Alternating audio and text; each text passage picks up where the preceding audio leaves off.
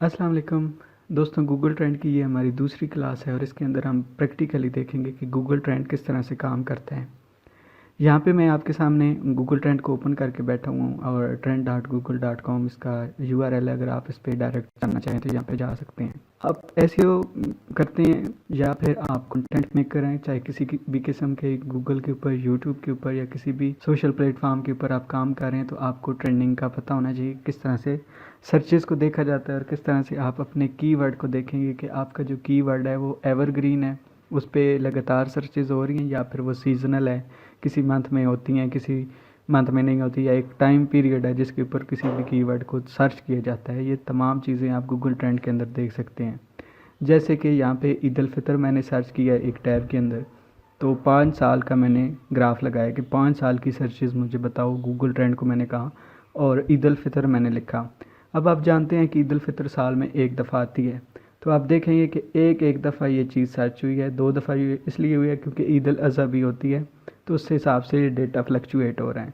अगर आप नोट करेंगे तो ये 1 साल, 2 साल, 3 साल, 4 साल और 5 साल, ये 5 सालों के दरमियान आप देखते हैं कि एक महीना आता है जिसमें इसकी सर्चेज़ ऊपर चली जाती हैं। यूट्यूब के ऊपर, गूगल के ऊपर बहुत सारे लोग ईद उल फितर के बारे में चीज़ें कर रहे होते हैं, बना रहे होते हैं, तो उस हिसाब से चीज़ें सर्च में आती हैं। ईद उल फितर का चांद हो गया, ईद उल फितर की छुट्टियां हो गई, इस तरह वहाँ पे ये कीवर्ड ट्रेंडिंग पे उस टाइम चला जाता है, उस एक महीने में, जब भी रमज़ान के बाद ईद उल फितर आती है। तो इसके बाद मैंने क्या किया कि अप्रैल फूल को सर्च किया। आप लोग जानते हैं कि अप्रैल फूल साल में एक दफ़ा आता है। यहाँ पे मैंने पाकिस्तान के अंदर ग्राफ में 5 साल का ग्राफ लगाया। आपने सिंपली यहाँ पे जाके लिखना होता है इस डैशबोर्ड के ऊपर और यहाँ पे एक्सप्लोर क्लिक करना है, तो आपके पास इस तरह की स्क्रीन हो जाएगी जो ओपन।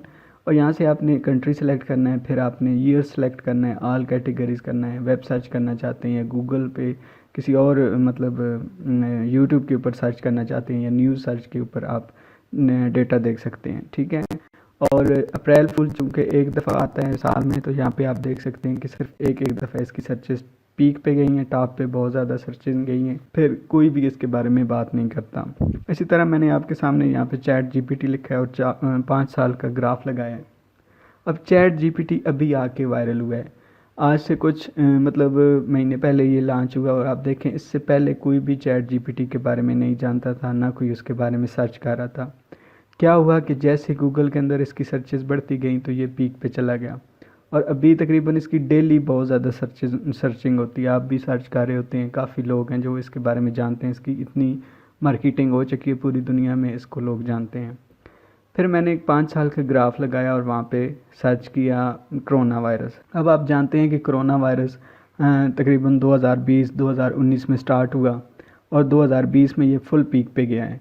उसके बाद आहिस्ता आहिस्ता इसकी सर्चेज़ कम होती गई और यहाँ पे आप देखते हैं अभी कोरोना वायरस के बारे में कोई बात भी नहीं करता, और ना ही कोई गूगल के अंदर या किसी भी सर्च इंजन के अंदर इसकी इतनी सर्चेज़ हैं। तो यहाँ पे आप ग्राफ में देख सकते हैं कि किसी भी कीवर्ड को जब चेक करना होता है तो आपने यहाँ पे देखना है। आप एसईओ कर रहे हैं, चाहे आप ई कॉमर्स की एसईओ कर रहे हैं, तो वहाँ पे आपको ख़ास ख्याल रखना है। मसलन आप कोई चीज़ सेल कर रहे हैं और वो ऐसी ना हो कि सिर्फ कुछ महीनों में सर्च की जाती हो। मसलन सर्दी के कपड़े गर्मी में लोग सर्च नहीं करेंगे और गर्मी के कपड़े सर्दी में सर्च नहीं करेंगे। ये कोई भी चीज़ है जो सीज़नल होती है, किसी सीज़न में होती है, किसी सीज़न में नहीं होती, तो आपने अपने कीवर्ड्स को, अपने टॉपिक को लेते हुए इन चीज़ों का ख़ास ख्याल रखना होता है। फिर यहाँ पे मैंने डॉलर का रेट लिया और 5 साल का ग्राफ लगाया। आज से 5 साल पहले डॉलर के बारे में कोई इतनी ज़्यादा मतलब बातचीत नहीं करता था, और आप यहाँ पे ग्राफ में भी देख सकते हैं कि इतनी ज़्यादा सर्चेज़ नहीं थी, बहुत कम थी सर्चेज़। जैसे जैसे डॉलर का रेट बढ़ता गया और वहाँ पे सर्चेज़ भी बढ़ती गई, आपने देखा कि कुछ दिन पहले मतलब 1 साल पहले इसकी सर्चेज़ बहुत ज़्यादा हो गई थी, क्योंकि डॉलर का रेट बहुत ज़्यादा पीक पे चला गया था, तो हर बंदा गूगल के अंदर जाके चेक करने लगा कि डॉलर का रेट कहाँ पे पहुँच गया। तो उस तरह यहाँ पे आप देख सकते हैं कि 5 सालों के दरमियान ये वाला जो टाइम फ्रेज़ है ना, यहाँ पे बहुत ज़्यादा सर्चेज़ हुई हैं। फिर इसी तरह आगे आप देख सकते हैं कि इस टाइम फ्रेम के अंदर सर्चेज़ जो हैं अभी अप डाउन है, डेली बेसिस के ऊपर भी होती हैं। फिर इसी डॉलर के रेट को मैंने 1 साल का ग्राफ लगाया, तो यहाँ पे भी आप देख सकते हैं कि आप जो है ये तकरीबन एवरग्रीन एक कीवर्ड है। एवरग्रीन इसलिए है क्योंकि ज़्यादा लोग सर्चेस कर रहे होते हैं डॉलर के ऊपर। ठीक है। और डॉलर की जो एवरेज मंथली सर्चेज़ हैं, यहाँ पे गूगल कीवर्ड प्लानर के अंदर आप जाएंगे तो यहाँ पे आपको दिखा देगा। यहाँ मैंने डॉलर रेट लिखा और यहाँ पे एक्सप्लोर किया तो ये डॉलर का रेट जो है एक महीने में तकरीबन 1 लाख से लेकर तकरीबन 10 लाख तक इसकी सर्चेज़ होती हैं। अब डेटा एक्यूरेट नहीं होता, मतलब पूरी 1 मिलियन नहीं होंगी, हो सकता है 7 लाख हो सकता है 5 लाख हो, 6 लाख हो। तो डेटा आपको राउंड फिगर में यहाँ पे दिखाता है। बहरहाल कीवर्ड रिसर्च के अंदर आप अगर डेप्थ में जाना चाहते हैं तो मैंने पूरी कीवर्ड रिसर्च के ऊपर एक प्लेलिस्ट बनाई हुई है, उसको आप फॉलो कर सकते हैं। वहाँ पे मैं डेली बेसिस के ऊपर एडवांस लेवल की कीवर्ड रिसर्च की चीज़ें बताता हूँ, क्योंकि आपने कंटेंट बनाना है तो ऐसा कंटेंट आपके पास होना चाहिए जिसकी सर्चेस बहुत ज़्यादा हों, और वो भी ऐसे कीवर्ड जो रिसेंटली सर्च हो रहे हों। आपने देखना होता है कि हमारी जो ऑडियंस है वो क्या सर्च कर रही है, तो आपने अपने कीवर्ड को भी सामने रखते हुए उस चीज़ को मैच करना है, एक दूसरे के साथ मर्ज करके कंटेंट बनाना है, ताकि आपका गूगल के अंदर कंटेंट जो है वो रैंक हो सके। तो गूगल ट्रेंड का यूज़ आपके लिए बहुत ज़रूरी है।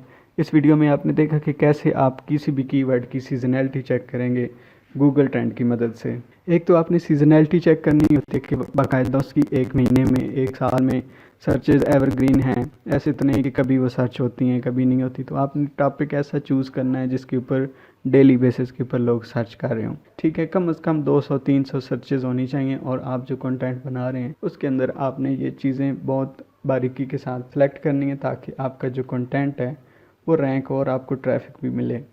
मज़ीद वीडियोस के अंदर हम इन चीज़ों को और डेप्थ में लेकर जाएंगे और आपको बताएंगे कि आप किस तरह से अच्छे तरीके से कीवर्ड रिसर्च करें, ताकि आपको कंटेंट के हिसाब से सर्चेज मिलें, आपकी रैंकिंग भी बढ़े।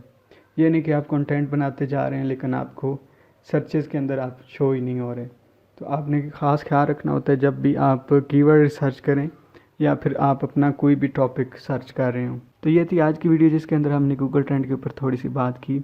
और एक और चीज़ आपको बताता चलूँ कि यहाँ पे जो रियल टाइम ट्रेंडिंग है, जैसे कि ट्रेंडिंग ना हो कि इस वक्त कौन सी चीज़ दुनिया में ट्रेंडिंग पे है या हमारे पाकिस्तान में कौन सी चीज़ ट्रेंडिंग पे है, इसका डेटा हमारे पास शो नहीं होता।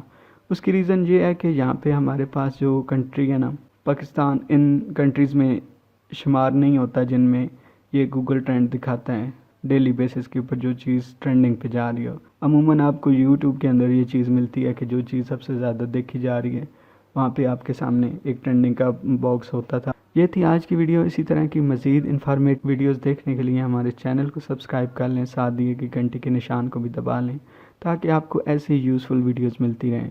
मिलते हैं नेक्स्ट वीडियो के अंदर, तब तक के लिए अल्लाह हाफ़िज़।